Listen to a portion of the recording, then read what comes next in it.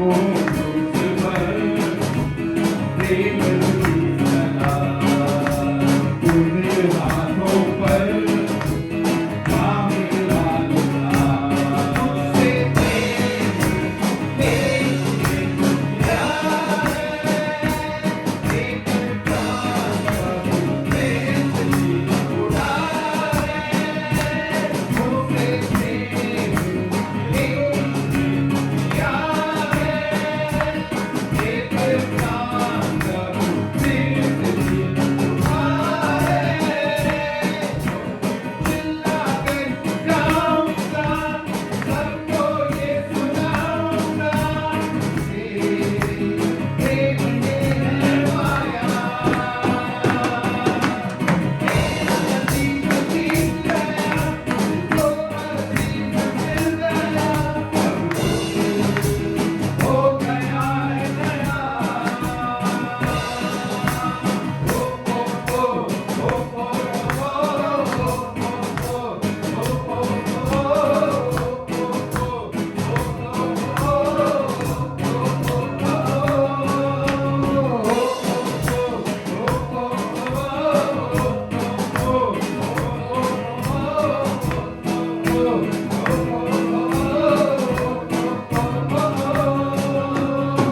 Hallelujah, hallelujah.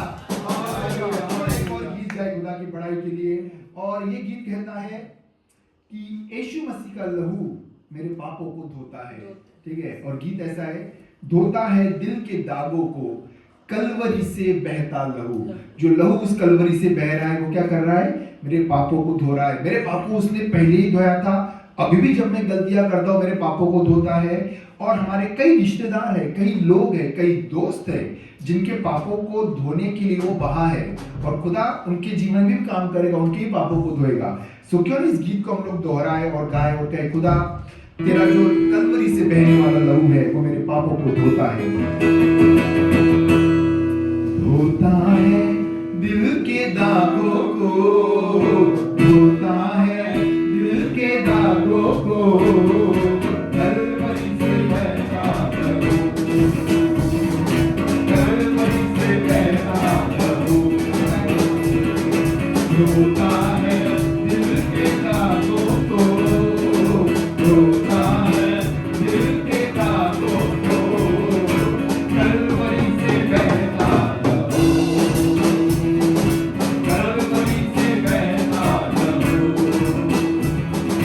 Kalvari से बहता लहू, कलवरी से बहता लहू, ओ कलवरी से बहता लहू, कलवरी से बहता लहू,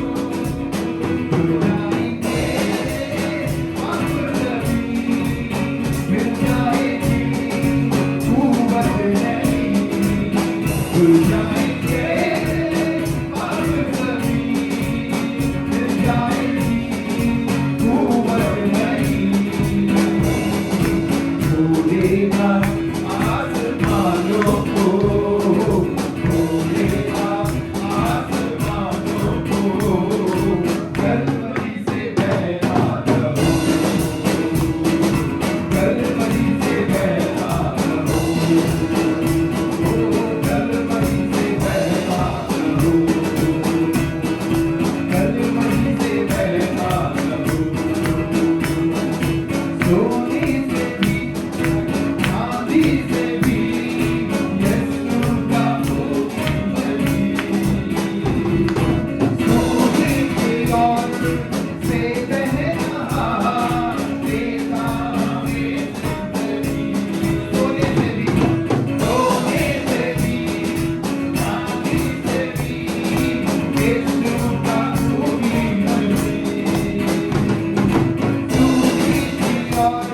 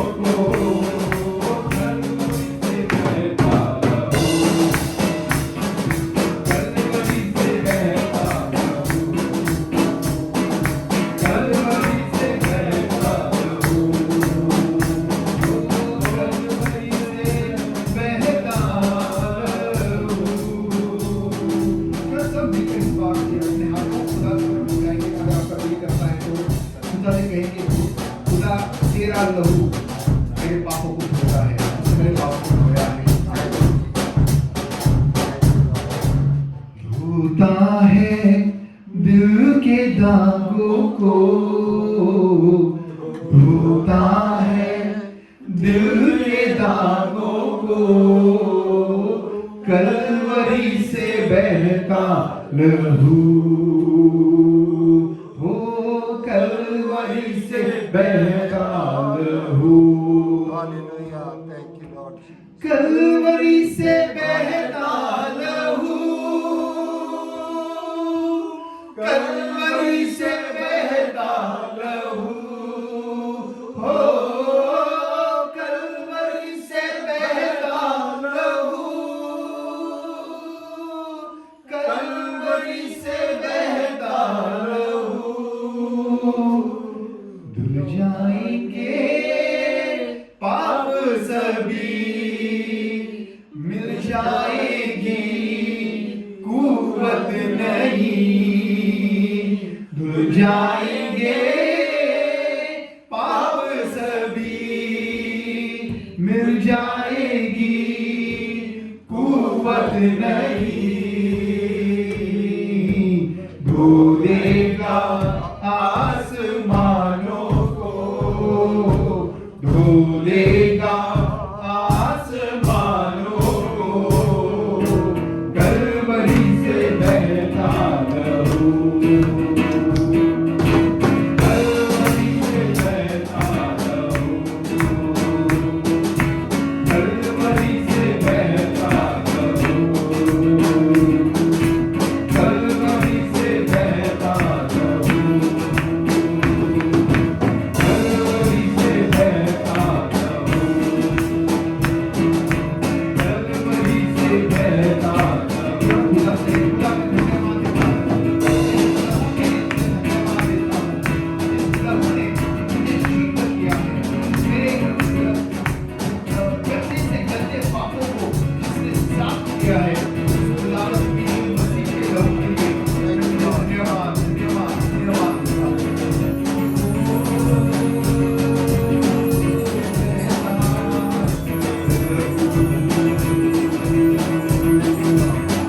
तेरा लहू मुझे साफ करता है, तेरा लहू मेरे पापों को धोता है, तेरे लहू के लिए मैं तुझे धन्यवाद करता रहूंगा, तेरा लहू मुझे छुटकारा देता है,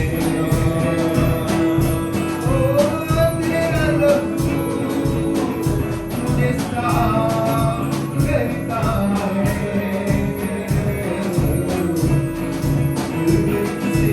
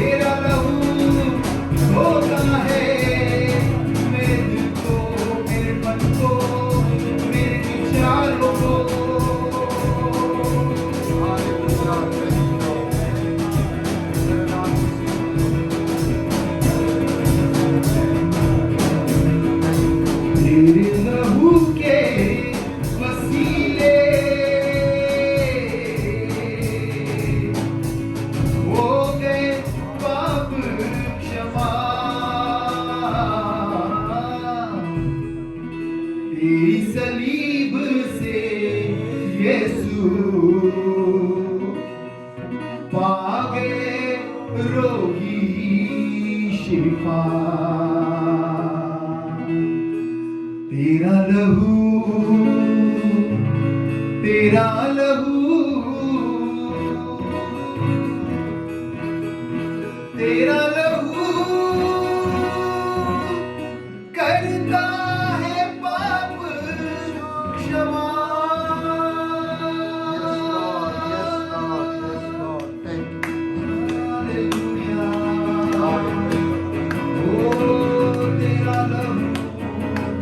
करता है पाप क्षमा। तेरे लहू से उस पवित्र स्थान में हम जा सकते हैं। तेरे लहू से खुदावन के पास हम जाते हैं, क्योंकि तेरा लहू पार बनाता है। तेरे लहू ने उस पर्दे को भागा है। तेरा लहू साफ करता है। तेरा लहू माफ करता है।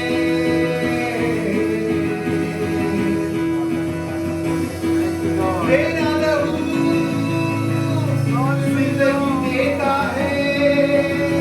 तेरा लहू बंदगी देता है।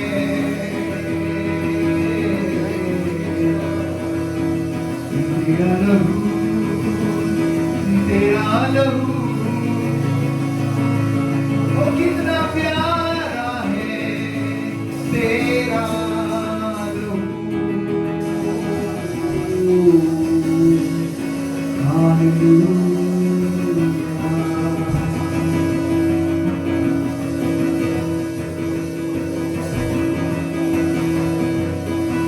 तेरा लहू साफ करने वाला है। हमारे मन की गंदगी निकाल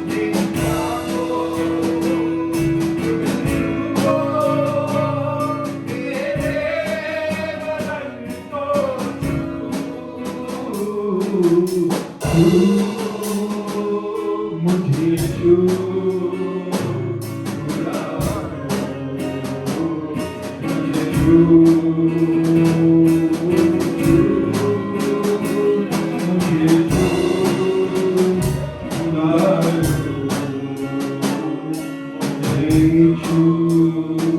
क्यों ना सब मिलकर क्यों ना खुदा से करें। हालेलुया, खुदा हम चाहते हैं तो हमारे शरीर को छू, हमारे मनों को छू। यस लॉर्ड, खुदा बदल दे हमें। खुदा हमें कितनी जरूरत है, इतनी जरूरत। जैसे पौलुस कहता है कि मैं तुम्हारे लिए जच्चा किसी पीड़ा से गुजरता हूँ कि तुम में यीशु मसीह को प्रकट कर सको। वो चाहता है कि हर एक के जीवन में यीशु मसीह दिखाई दे, मेरे चलने में, मेरे बोलने में और मेरे गुप्त जीवन में, सोचने में, जो कोई नहीं देखता, सिर्फ मैं देख पाता हूँ, कोई भी इंसान नहीं देख पाता है, उसमें प्रभु यीशु के नाम में हम प्रार्थना करते हैं, छू कर हमें बदल खुदा, हमको हमें ऐसा बदल खुदा कि प्रभु हमारी जिंदगी लोगों को दिखाने के लिए नहीं हो खुदावन, पर तेरे गौरव के लिए हो खुदावन। हालेलुया।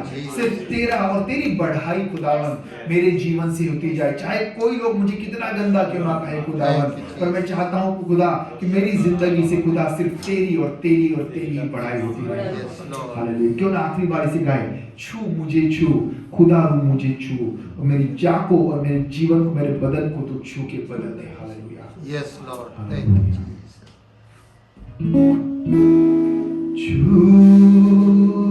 मुझे छू खुदा, मुझे छू, छू मुझे छू खुदा, मुझे छू,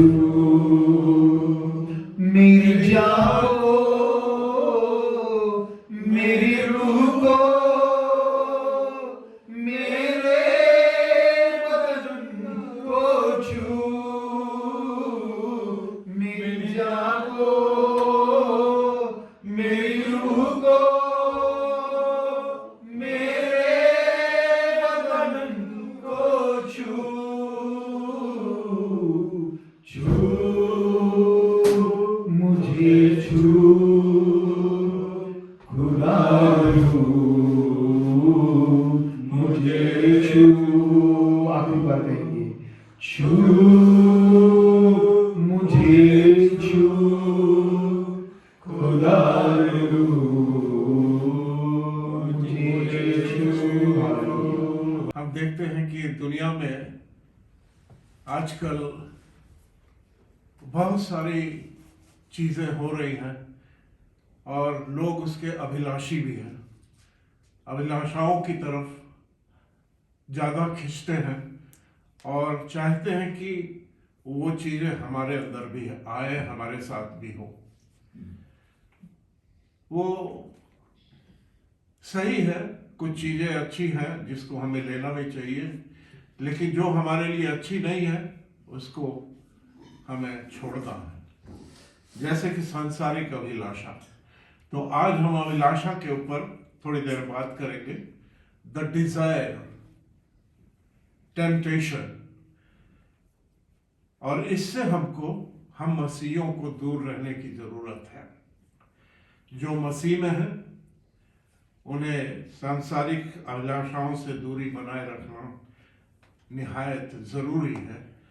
और लिखा है लूका की किताब उसके 16वें बाब और उसकी 10वीं आयत में, जो बहुत थोड़े में विश्वास योग्य है वो बहुत में भी विश्वास योग्य है। हम बाहरी स्वभाव के कारण अभिलाषाओं से घिरे हुए हैं। पाक कलाम कहता है कि सांसारिक अभिलाषाओं को त्याग कर परमेश्वर की इच्छा के अनुसार जियो। इसके लिए जवानी की अभिलाषाओं को त्याग कर, खासतौर से जवानों के लिए अपनी जवानी की अभिलाषाओं को त्याग कर पवित्र आत्मा के सामर्थ्य में अपने आप को नियंत्रित करो।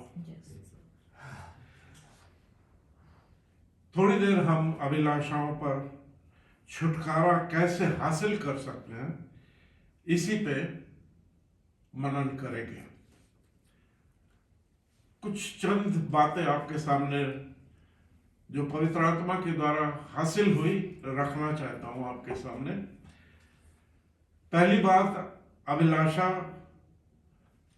एक ऐसी चीज है जिसका त्याग हमको करना है, हम मसीहियों को। तो how do we keep ourself away from temptations and from those desires?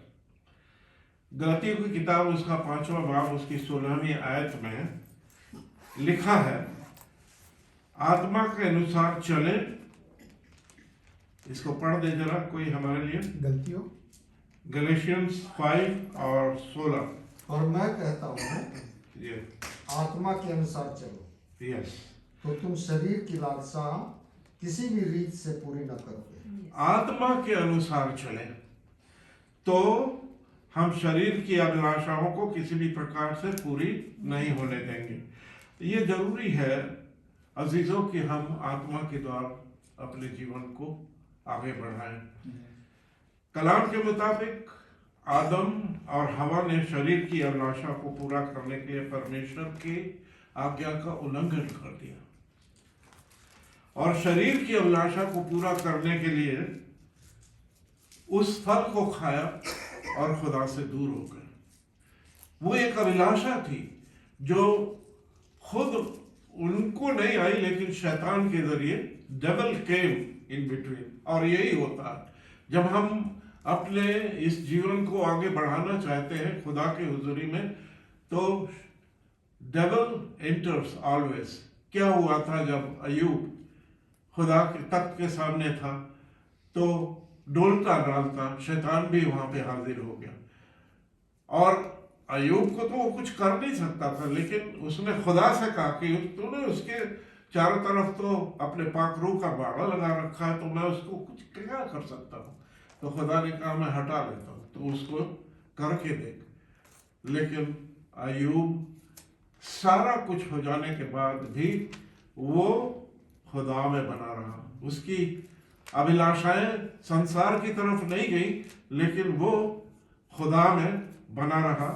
और क्या हुआ जब उन्होंने अपनी अभिलाषाओं को पूरा किया आदम हवा ने, तो वो बागे अदन से निकाल दिए गए और उस मृत्यु को जो कि खुदा की तरफ से थी नहीं कभी, वो मौत उनको मिली जिसके भुगताने वाले हम सभी हैं। हमको भी उस मौत में दाखिल होना है, लेकिन शुक्र है हमारे प्रभु यीशु मसीह का कि उसके उस लहू बहाने के द्वारा हमने नजात पाई। और अब हम जब जाएंगे तो प्रभु यीशु के साथ जिलाए भी जाएंगे और हम उसके साथ रहेंगे। शरीर पे मन लगाना परमेश्वर से बैर रखना, याद रखिए, शरीर पे मन लगाना परमेश्वर से बैर रखना है और जिसका जो परिणाम है वो मौत है, वो होना ही होना। इंसानों में सबसे पहली जो चीज है वो आंख है, आंखों की अभिलाषा, और ये सबसे ज्यादा काम करती है। कोई भी सुंदर या लुभावनी चीज को देखते हैं तो तुरंत हम आकर्षित हो जाते हैं कि हमको तो ये चाहिए, ये लेना, फलाने के पास है तो हमको भी चाहिए। और उसको अगर वो चाहते हैं तो आसानी से हासिल भी कर लेते हैं, लेकिन क्या उसको हासिल करने से हमको कोई आत्मिक लाभ है, ये हम नहीं सोचते। अगर आत्मिक लाभ है तो वी शुड, अगर हमको आत्मिक लाभ नहीं है तो वी शुड डिस्ट्रॉय दैट। हमको उसको बिल्कुल नहीं पकड़ना।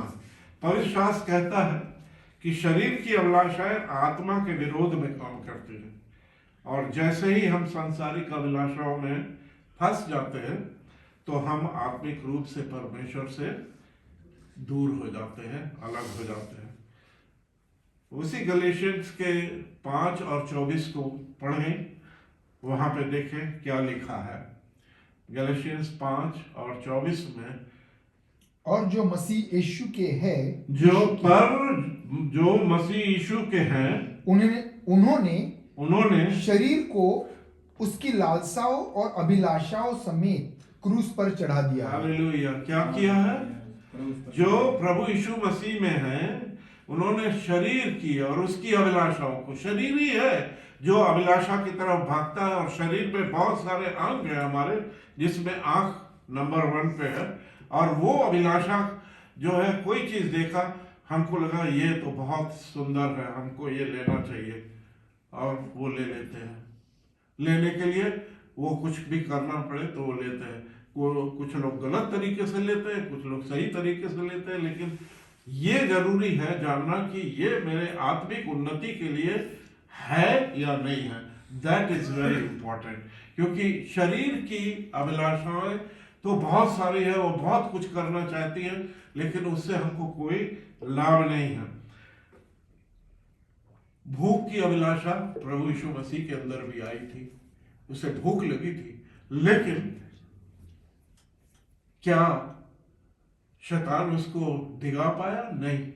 उसने कलाम के जरिए शैतान के ऊपर विजय प्राप्त की। वो उसकी अभिलाषाओं में नहीं गया, उसने सारी चीजें दिखाई, देख मैं इस दुनिया की सारी चीजें तुझे दे दूंगा, सारे वैभव दिखाए। लेकिन प्रभु यीशु मसीह जो कि खुद एक मसीहा थे, वो डिगे नहीं, उनको सांसारिक अभिलाषाओं से कुछ लेना नहीं था, और वो उस तरीके से खुदा ने, यीशु मसीह ने उस शैतान के ऊपर फतह पाई। इसलिए जरूरी है कि हम हर समय नित्य कलाम के जरिए अपने दिन को गुजारे, अपने समय को गुजारे। सुबह हम उठते हैं तो उठते ही साथ जो है कुछ चीजें हमारे दिल और दिमाग में चलने लगती है। कुछ लोग अपने बैंक का स्टेटमेंट देखने लगते हैं, कुछ जो है आज हमको क्या करना है वो देखने लगते हैं, कुछ लोग कुछ और चीजें कि आज हमारे देश में क्या हुआ या क्या क्या चीजें देखने लगते, लेकिन कलाम की तरफ हमारा ध्यान नहीं जाता। ये सारी अभिलाषाएं हैं हमारे जीवन में, इन अभिलाषाओं से हमको दूर रहने की जरूरत है। हमको अगर अभिलाषा से दूर रहना है जिससे कि हमको आत्मिक उन्नति होती है, उसके लिए जरूरी है कि हम प्रार्थना और कलाम में अपने आप को लगाएं और उससे अपने जीवन की शुरुआत करें। जब हम सुबह उठते हैं, डू योर डिवोशन। कितने लोग हैं जिन्होंने आज सुबह उठ के डिवोशन किया? हम नहीं जानते, लेकिन आप खुद जानते हैं कि आपने सुबह उठ के कलाम पढ़ा, दुआ की, अपना समय प्रभु को दिया। अगर दिया तो आप यकीन मानिए कि खुदा आपके लिए इंतजाम करेगा अपने पाखरों के जरिए कि आप उस अभिलाषाओं से दूर रहेंगे। अभिलाषाएं आएंगी जरूर, क्योंकि शैतान है हमारे बीच में जो अपने काम को करना चाहता है, लेकिन हमें वो छू नहीं पाएगा, इसलिए कि प्रभु के कलाम ने और उसकी दुआओं के जरिए हम महफूज हैं। वो एक हेज है जो खुदा हमारे लिए लगाता है, that is Holi spirit and the scripture. जैसे भाई बोल रहे थे कि हमने जब उसने कहा तो हमने उस पर विश्वास नहीं किया, हाँ, लेकिन हम जब पढ़ने लगे, पढ़ते पढ़ते कलाम ने हमारी जिंदगी को बदल दिया। तो जब हम कलाम को पढ़ते हैं तो हमारे अंदर से वो अभिलाषाएं भी निकलने लगती है, बात वो छोड़ के भागने लगती है। हम लोग जब छोटे छोटे थे तो हमारी मम्मी जो थी, हमारे छोटे भाई ये जानते ही है इस बात को, वो एक चार्ट बनाया था उन्होंने, जिसमें इंसान के पास शैतान खड़ा है, वो उसको पियर्स करना मांगता, लेकिन वो प्रभु उसके अंदर है, तो प्रभु अंदर है तो वो उसको छू नहीं पा रहा। लेकिन एक समय आया कि वो प्रभु निकल गया तो शैतान ने भेद दिया उसको पूरी तरीके से। तो बड़ा अच्छा चार्ट था वो, अभी तो है नहीं, लेकिन हमको जो है ये अभिलाषाओं से दूर रहने के लिए ये करने की जरूरत है कि हम प्रार्थना और कलाम में बने रहें। दूसरी बात, हृदय की रक्षा करना बहुत जरूरी है। अपने हृदय की रक्षा करने के लिए हम क्या करें? नीति वचन 4 और 23 में लिखा है, नीति वचन 4 और 23 में लिखा है,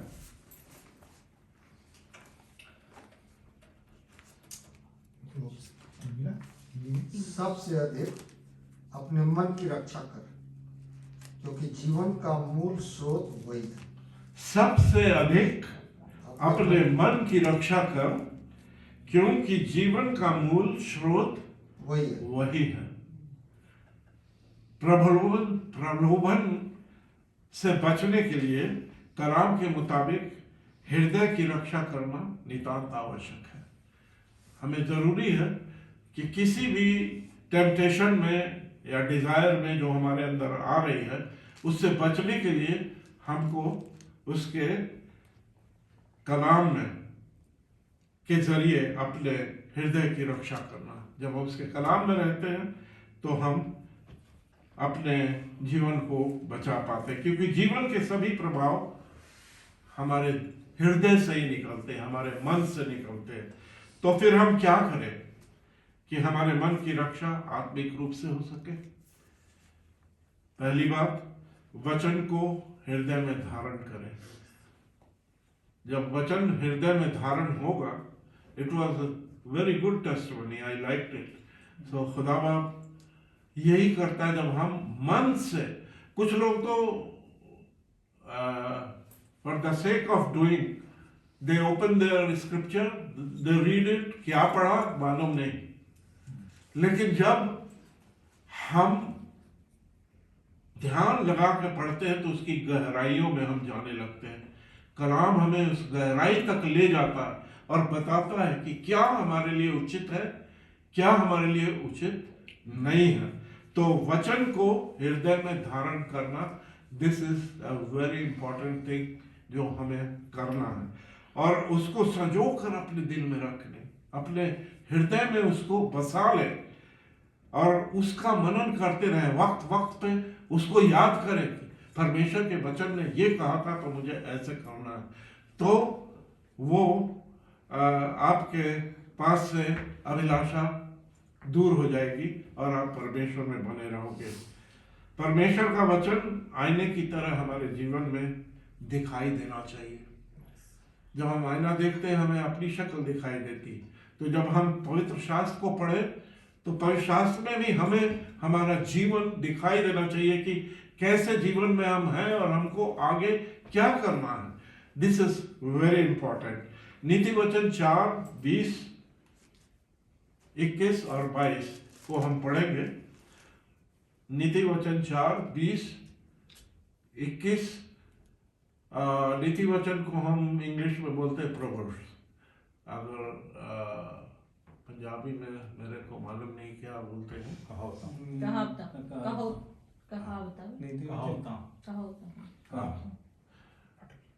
4, 20, 21 और 22। हे मेरे पुत्र, मेरे वचन ध्यान करके सुन। हे मेरे पुत्र, मेरे वचन ध्यान धर के सुन, और अपना कान मेरी बातों पर लगा। और अपना कान मेरी बातों पे लगा।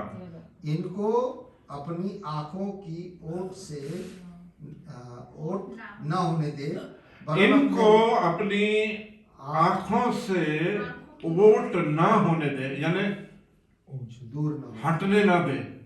वो एकदम उसी पे आपकी निगाहें हो, ओझल नहीं हो, वरन अपने मन में धारण कर। वरन अपने मन में धारण कर, क्योंकि जिनको वे प्राप्त होती हैं वे उनके जीवन रहने का और उनके सारे शरीर चंगे रहने का कारण होती है। वे उनके जीवन जीवित रहने का और उनके सारे शरीर की चंगे रहने का कारण होती है। हालेलुया। फिर जब हम प्रार्थना करते हैं तो हमें अजीब सी शांति मिलती है। I always felt that. जब आप इसको आजमाइएगा कभी, feel it when you pray, after prayer you feel, बड़ी शांति मन में आती है, बहुत अच्छा लगता है। वाह, कोई चीज थी। तो वो क्या चीज है?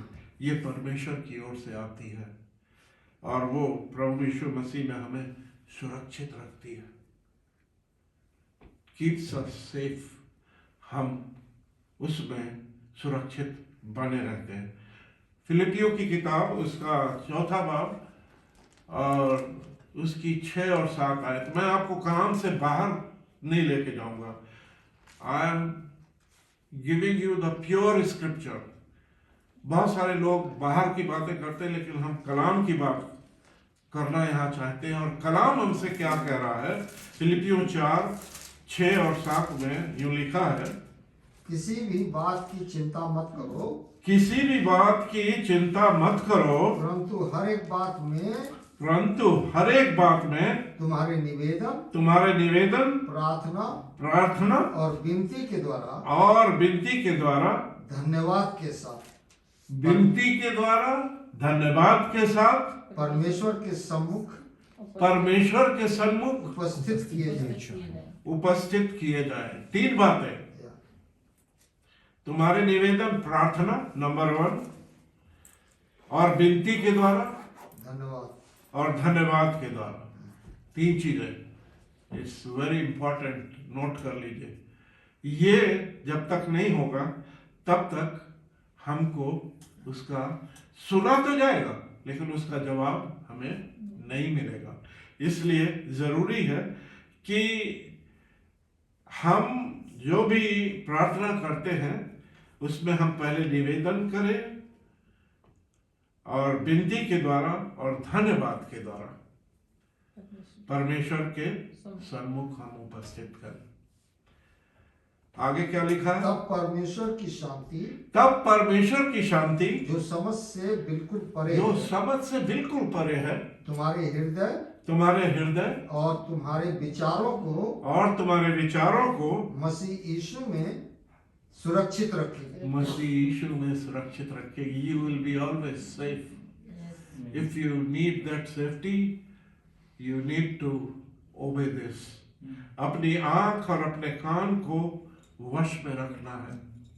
अजीजों, अपनी आंखों को सही मार्ग पे रखना चाहिए, इधर उधर नहीं, फालतू की चीजों में नहीं, पर जो हमारे लिए अच्छा है उसके लिए हम जरूर कोशिश करें।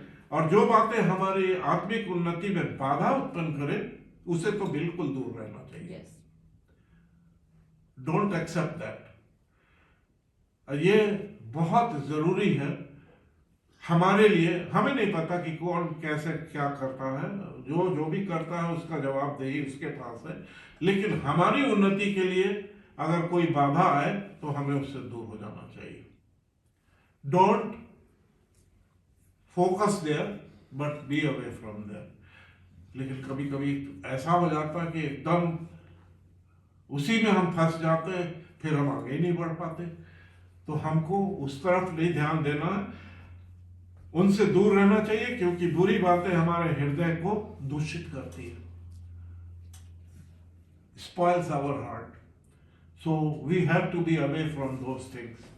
नीति वचन 4 में ही और उसकी 25, 26 और 27 आयत को हम पढ़ लें।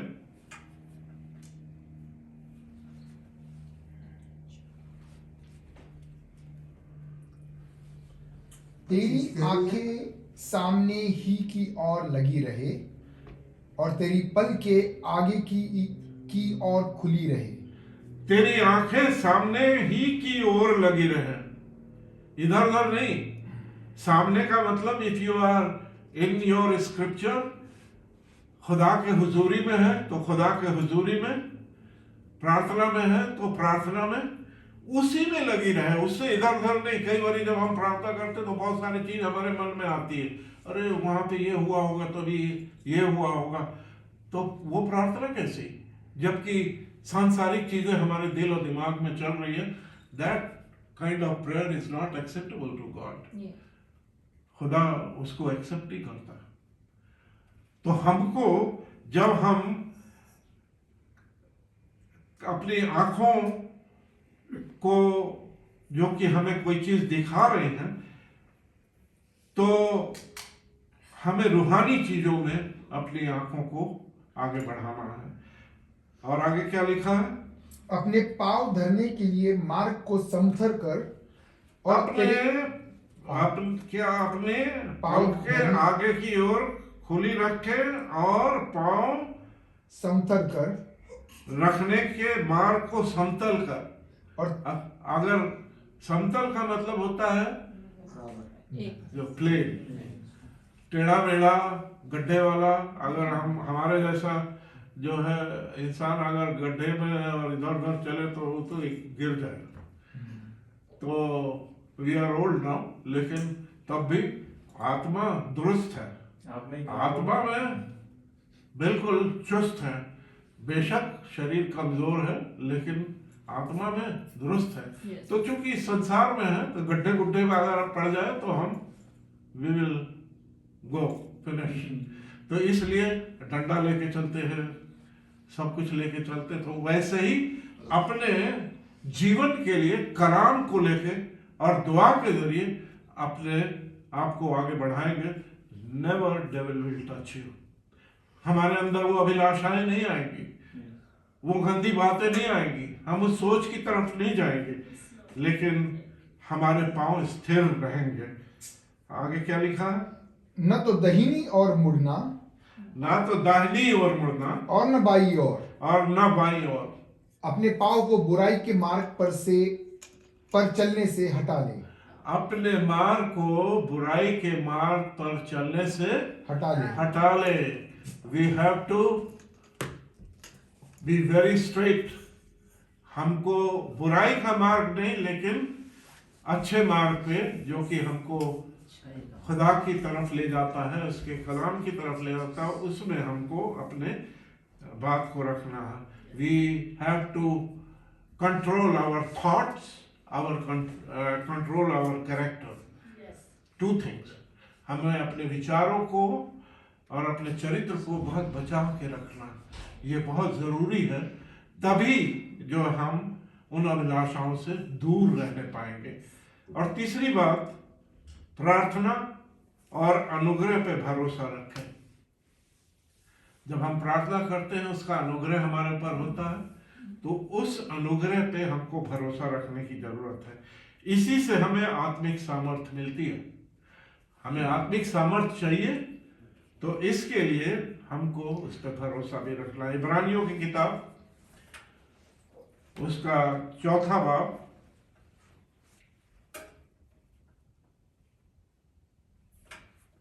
उसकी 15वीं और 16वीं आयत को हम पढ़ें।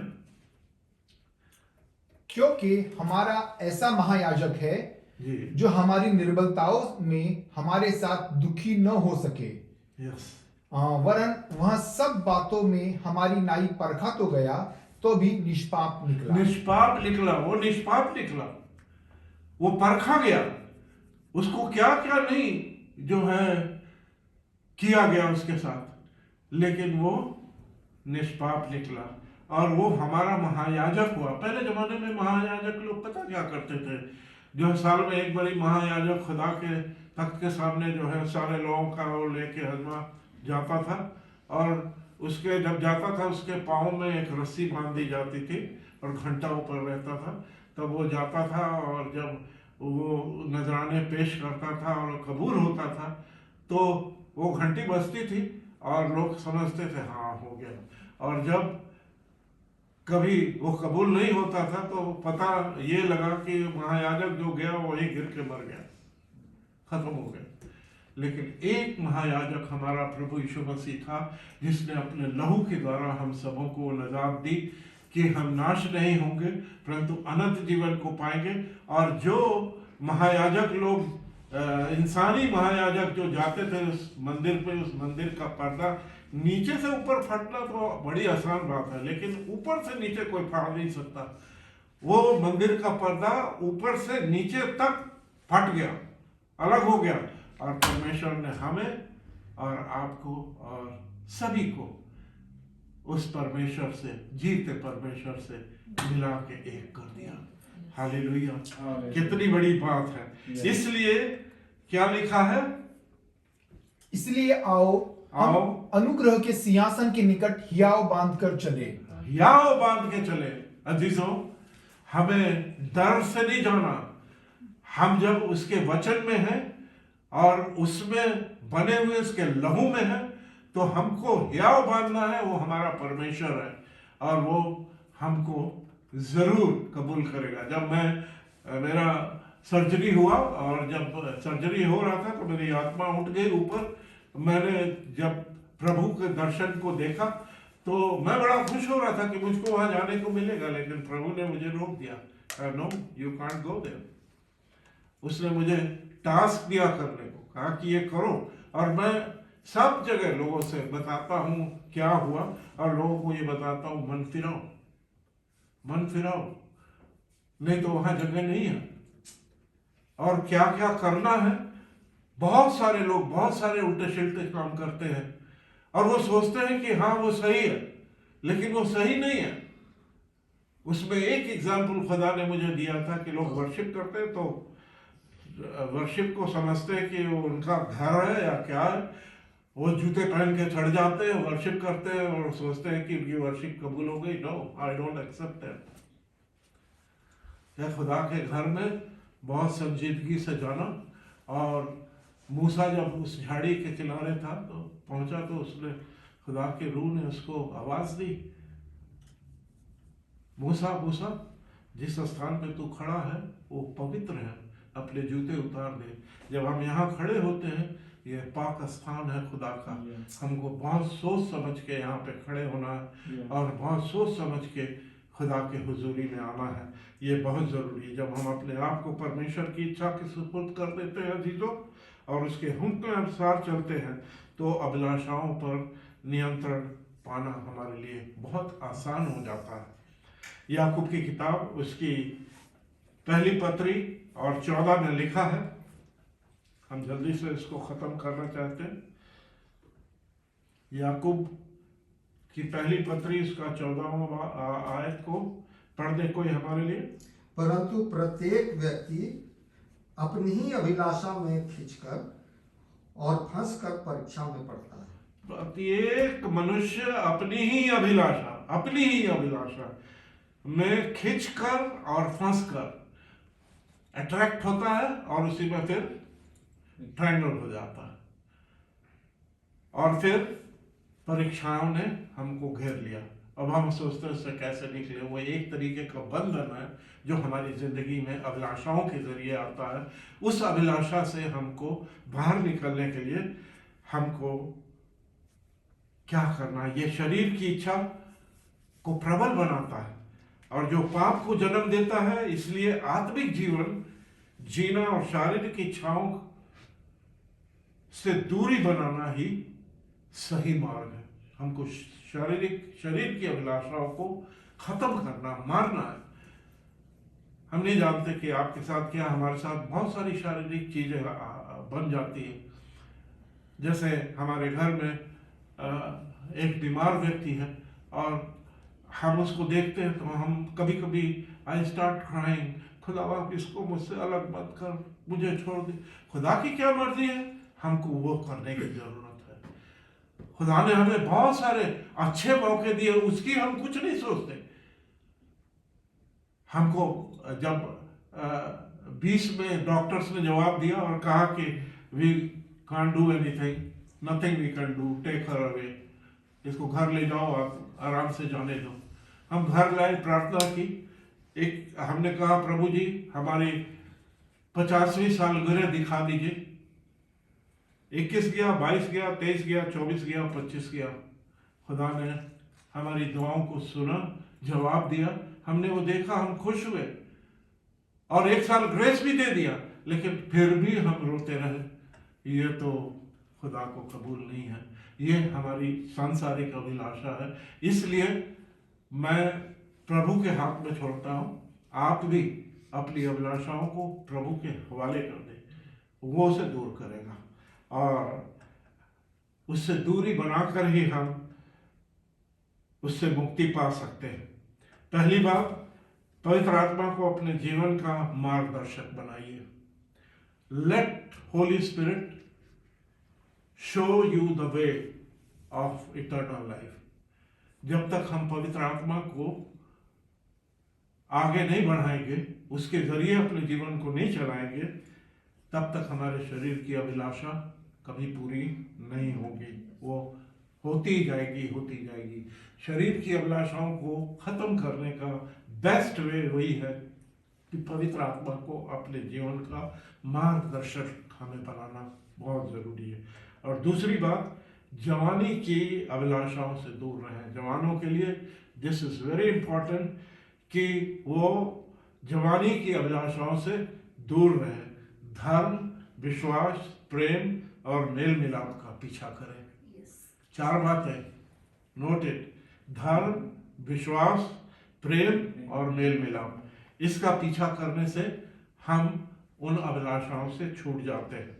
दूसरा तिमोथियस 2:22 में लिखा है, जवानी की अभिलाषाओं से भाग, जवानी की अभिलाषाओं से भाग, और जो शुद्ध मन से प्रभु का नाम लेते हैं, और जो चित्त मन से प्रभु का नाम लेते हैं, उनके- शुद्ध मन से, शुद्ध मन से उनके साथ धर्म और विश्वास और प्रेम और मेल मिलाप का पीछा कर। सुन लिया आपने? ये मैं अपनी तरफ से नहीं बोल रहा हूं, ये कलाम में भी लिखा हुआ है कि उनके साथ धर्म और विश्वास और प्रेम और मेल मिलाप का पीछा करें। संगति का आगे क्या लिखा? नहीं, पर मूर्खता और अविद्या के विवादों से अलग रह। अलग रहें। संगति का असर हम पर अच्छा, वो है कि पड़ता ही पड़ता है। अच्छा, वो नहीं। इसलिए ध्यान से हम कैसी संगति में हैं। अगर हम अच्छे लोगों के साथ हैं तो अच्छी संगति में हैं, बुरे हैं तो बुरी संगति में। कभी कभी हमारा जो है ऐसे हो जाता है। एक ग्रुप था जिसमें 4 बच्चे थे कॉलेज के, वो आपस में मिलते थे, जुलते थे, लेकिन वो उसी में से एक बच्चा जो है ऐसा भी था जो कि कहीं और भी जाता आता था, तो उसको जो है HIV हो गया। तो लोगों ने कहा, ये कैसे हो गया भाई, तुम तो हमारे ग्रुप में हो, हमारे ग्रुप में तो ऐसा कुछ है नहीं। तो जब पता लगाया गया तो उस बच्चे का पता ये लगा कि वो डिफरेंट ग्रुप में जाता था जहाँ निडल से वो इंजेक्ट करते थे दवाइयों को, और किसी को HIV था, वो इसको भी लग गया। तो इसलिए संगति का असर हमारे ऊपर पड़ता है। हमको ऐसी संगति में नहीं रहना है और परमेश्वर के अनुग्रह पर निर्भर रहना। परमेश्वर का अनुग्रह ही हमारे लिए बेहतर है। तीतुस की किताब टाइटस 2:11 और 12 को देखेंगे।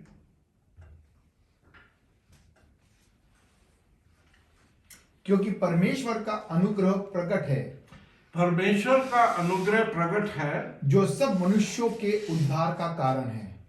सब मनुष्यों के उद्धार का कारण उसका अनुग्रह है। और उस अनुग्रह से ही हम अपनी उन अभिलाषाओं को दूर कर सकते हैं, क्योंकि उसका अनुग्रह हमारे ऊपर है, उसका हाथ हमारे ऊपर बना, खासतौर से इस कलीसिया के ऊपर। हम तो यही जानते हैं कि we are all focused on the word of God. तो अगर हम उसके कलाम के मुताबिक, दुआ प्रार्थना के मुताबिक अपने जीवन को आगे बढ़ा रहे, तो उसका अनुग्रह हमारे ऊपर बना हुआ है। चौथी बात जो कि मन को नया करने की है, और आखिरी बात, अपनी सोच को बदलकर परमेश्वर की इच्छा के अनुसार चले। अपनी सोचों को बदलना, हमारी सोचों को छू, ख्यालों को छू। हमारे ख्याल, सोच, ये सब जब हम उल्टी पुल्टी बातों को सोचते हैं तो शैतान का वास हो जाता है और अभिलाषाओं से हमको छुटकारा नहीं मिल पाता। इसलिए जरूरी है कि इच्छा के, परमेश्वर की इच्छा के अनुसार चले। प्रार्थना और समर्पण के द्वारा चिंता और शारीरिक इच्छाओं को परमेश्वर के हाथों में सौंपना, जिससे हमें शांति मिलती है। हर काम अपने खुद की कोशिशों के बजाय पवित्र आत्मा की शक्ति के द्वारा होने दें, ताकि अभिलाषाओं से मुक्ति पाकर हम ईश्वर के करीब आ सके। आए आज हम ये प्रण करें कि हमारा जीवन पवित्र आत्मा और परमेश्वर के उस प्रेम से जुड़ जाए। ताकि हम संसारिक अभिलाषाओं से दूर होकर परमेश्वर की इच्छा के अनुसार चलने लगे, संपूर्णता को हासिल करें और आसमानी और उस अवधि बारिश में जो कि हमारे लिए दी गई बने रहें और कहें, हे प्रभु, मेरे जीवन में तेरी इच्छा पूरी हो जाए। हाथों में तेरे जीवन है ये, मैं मिट्टी हूँ, तू है कुमार, मुझको उठा, मुझको चला। तेरी इच्छा पूरी हो जाए, हाथों में तेरे जीवन है ये। Stand up everybody, Holy Spirit is here. मैं मिट्टी हूँ, तू है कुमार, मुझको उठा,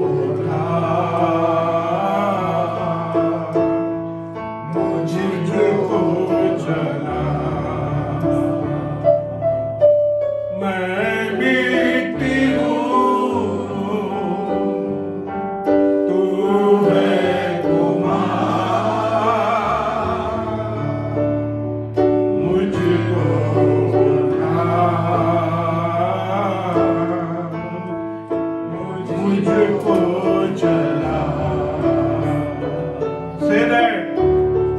अपनी मर्जी पर चलता रहा मैं, तुझको कभी भी अपना ना कहा, लेकिन प्रभु आज से मैं अपने क्रूस को, अपने क्रूस को ले लेता हूँ, लेकिन प्रभु आज से मैं अपने क्रूस को ले लेता हूँ। अपने क्रूस को लेकर प्रभु के पीछे चलना शुरू कर दे, उसके कलाम में और प्रार्थना में बने रहें, ताकि संसारिक अभिलाषाओं से छूटकर प्रभु के पीछे पीछे चलते हुए हम उस आसमानी बादशाहत के बाशिंदे बन जाए, जिसके लिए उसने हम सबों को चुना। उसका अनुग्रह इस कलीसिया पे अब से लेके सर्वदा तक होता रहे। आमीन, आमीन।